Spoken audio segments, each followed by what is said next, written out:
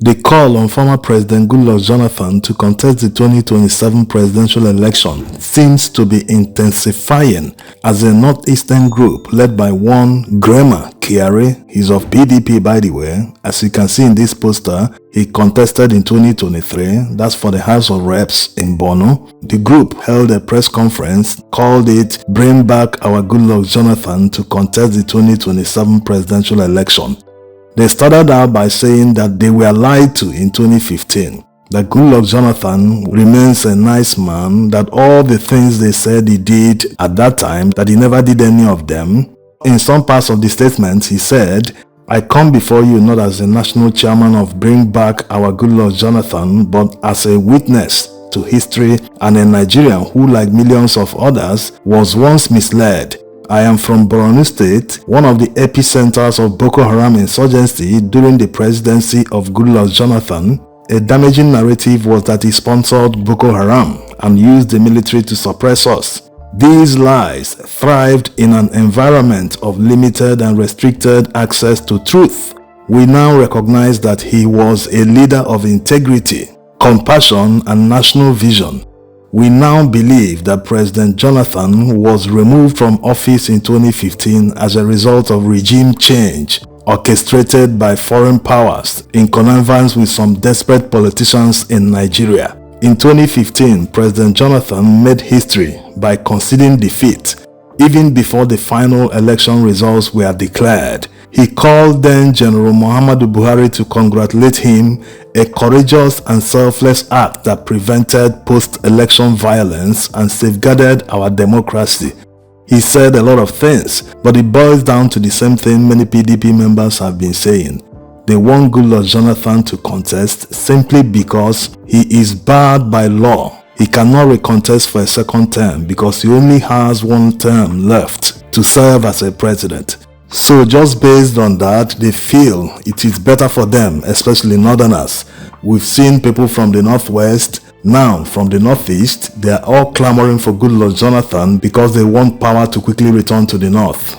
They are only interested in power coming back to the north, not what the person is coming to do. We are supposed to be measuring how competent a candidate is, not whether he's barred by law to serve only one term. Simply because they know that allowing Tinubu to stay beyond 2027 will mean that the hardship will double by that time. You don't need to tell anyone this except that person doesn't live in Nigeria.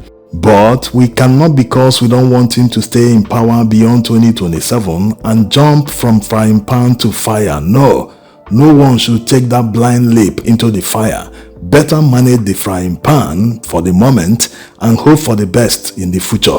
Yes, these people are not interested in solving all the numerous problems Nigerians face. They are only interested in acquiring power. Let power move back to the north. That's their anthem. That's their objective. They are not interested in knowing what the north will do with the power. Whoever the candidate will be in 2031, they are not interested in the capacity of that person. Is the person fit to solve all the problems? No, they just want that power to come back to the north, so that they can start using it the way they've been using it all along, not just in the First Republic. Look at other times, especially under military dictatorships. Dictators in most military regimes in Nigeria were from the north. They all left Nigeria worse than they met it. It was during Obasanjo's administration that the country started growing instead of the downward spiral it was in during the military regimes.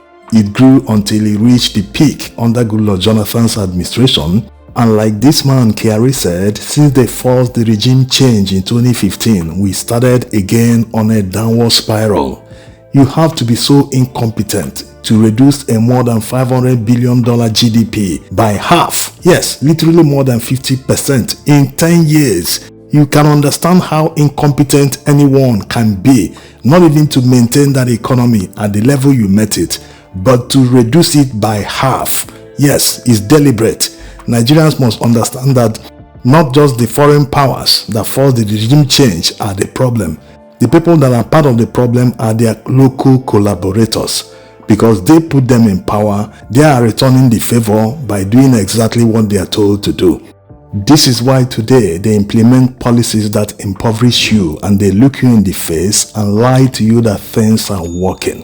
You that goes to the market, you shop for groceries, you pay for transportation, you experience the economy firsthand. Someone else that have never paid for petrol with his own money. Most of these political jobbers and political elites, they have never paid for petrol with their own money since the First Republic. Yes, look around you. All the people that have been in power since 1999, in and out of power, they've never paid for petrol with their own personal money. Most of the things they need are paid for by government, whether they are in government or outside government. Some of them still benefit from pensions just for being a governor. Yes, they are paid pensions, so that's still government money flowing in. And the pension is equivalent to the current salary of a current governor. So you can imagine they are outside power, but they still earn like someone in power. So Nigerians must take elections seriously. Just that the by-elections of yesterday, it was marred by low turnout of voters. People didn't even bother. Places that used to turn out up to 1 million votes or 500,000 votes or even 200,000 votes, they were averaging about 50,000 or 30,000. In some cases, 100,000. Can you imagine? So people that are suffering, they know that politicians are impoverishing them, but when it reaches the time to tell the politicians, hey, I don't like what you are doing, how can anyone seriously vote APC in this day? Yes, look at the price of goods in just 5 years ago. 5 years is even too far away. How about 2022, just 3 years ago? Do you know the price of a car in 2022? Go and ask the price today. Many cars are selling for triple the price they were sold for about 4 or 5 years ago. So you can imagine, did your salary increase by threefold? No one can live in this society. No one can survive here. This is hell. In some countries, people will be on the streets every day. In fact, their leaders wouldn't even try it in the first place because they know they will be sacked. Yes, you are calling for anarchy if the price of goods suddenly jumped by threefold without a commensurate jump in salaries. All hell will break loose. But in Nigeria, a place where people are so elastic that even if you push them to the wall, they will drill a hole inside that wall and force themselves into the wall just to show you that they can survive any condition. Anything you throw at them, they will never fight back. They will never say, no, this one will not take it. Now, let's use this example about what happened in Anambra South. Anambra South Senatorial District election was held, and the APC candidate, this guy you're seeing here, took all the electoral materials, all the ballot papers, everything in the local government, and locked himself in his mansion, guarded by policemen and soldiers. Soldiers you see on TikTok, on YouTube, every day making videos, crying about their treatment, how their salaries are never enough for them, but they are the ones who aid politicians to rig elections just for peanuts.